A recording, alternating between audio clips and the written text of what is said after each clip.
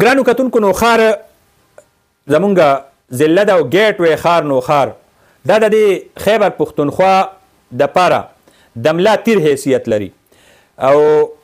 زه ګڼم دا د دې ټولې صوبې زړه دی دا د دې ټولې صوبې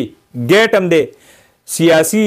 جغرافیایي مذهبي لحاظ سره زما د دې ضلع ډېر اهم حیثیت دی. یو طرف ته زمونږ خو ټولې دنیا ته معلوم دی چې پنجاب طرف ته یو حصه لګي او هغه طرف نه دا د صوبې ګیټ دی. بل طرف ته چې زمونږ کوهاټ هغې سره زمونږ حدود لګي، بل طرف ته پېښور سره لګي، بل طرف ته چارسدې سره لګي، بل طرف ته صوابی سره لګي او بل طرف ته مردان سره لګي. نو ډېره وسیع و عریض زمونږ دا ضلع او مذهبي اعتبار سره که ووایو نو انتهایی اهمه ده، ځکه چې دلته ډېر لوی یو مذهبي ووټ پروت دی، قومي ووټ پروت دی او مونږ چې ګورو نو د مذهب لحاظ سره دلته ډېر لوی لوی مزارونه پراته دي او دلته د تیرو وختونو نه که را روان شي نو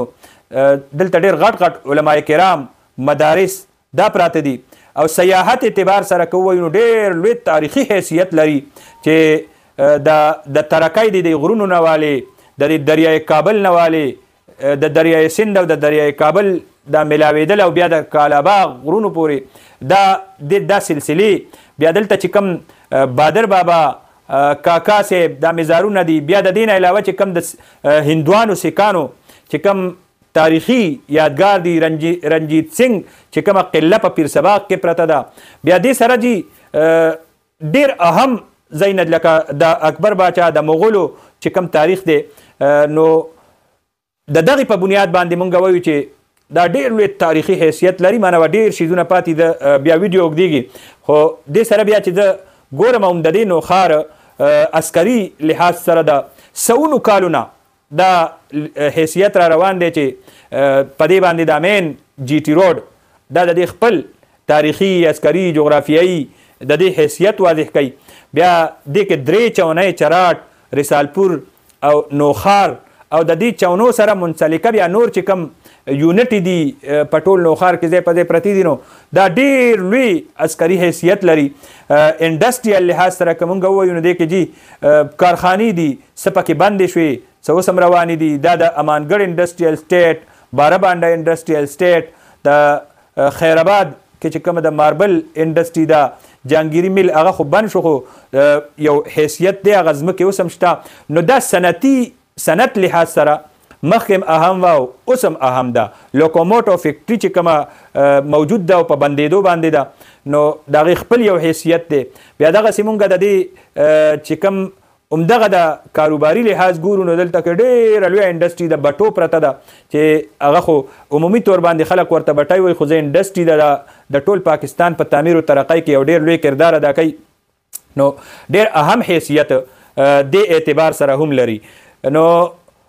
خبره مې د اګریکلچر لحاظ سره چې مونږ وایو زراعت نو 80% نه زیات خلک دلته زمیندارۍ سره وابسته دي او زمیندارۍ سره تړلي دي او دا باقي چې کم 20% دي لږ نو دا چته کاروبار او چته نوکرۍ او څوکبار ملکونو کې دي دغې سره تړلي دي. دې ټایم کې عمده ضلع چونکې نوی حکومت جوړ شو نو دا د توجه مستحق ده او دا دومره تاریخي ښار دا دومره جغرافیایي سیاسي عسکري لحاظ سره مذهبي لحاظ سره قومي لحاظ سره دا یو وزارت نه دا مونږ ته د دوه درې وزارتونو هم ضرورت دی او دا چې ما کم تاریخ بیان کو تمهید می بیان کو هغه که سیاحت لحاظ سره دی، هغه که جغرافیایي لحاظ سره دی، هغه که عسکري لحاظ سره دی، هغه که انفراسترکچر لحاظ سره دی، هغه که د هریټیج حوالې سره تاریخي آثار قدیمه دي دلته او هغه که دریای کابل دا دومره لویه خطه مونږ سره پرته ده. ټوریزم لحاظ سره دلته ریلیجس ټوریزم ډېرې مواقع دي. نو د دې دپاره مونږ موجوده وزیر اعلی صاحب ته خواست کوو چې مونږ ته دلته مزید وزارتونه هم پکار دي دې ضلع ته او مزید دلته کې مونږ ته خصوصي فنډونو ضرورت دی او دا چې کوم انفراسترکچر دې ټایم کې روان ویجاړ پروت دی نو دې باندې توجه ضرورت دی او خاص کر زه به وزیر اعلی صاحب ته یو اضافي خواسته کوم دلته چې کوم هسپتالونه دي نو دا د نه صرف د فنډونو مستحق د فنډونه پکار دي دې دپاره مخلص ټیمونو هم انتخاب پکار دی او د دې پوره اوورهالینګ هغه پکار دی، پوره بحالي او د کې اوکاړ پیچاړ چې مونږ صحافتي لفظ استعمالو دا هم پکې پکار دی او نوي ټیم سره، نوي رنګ سره، نوي ډنګ سره دا نو ښار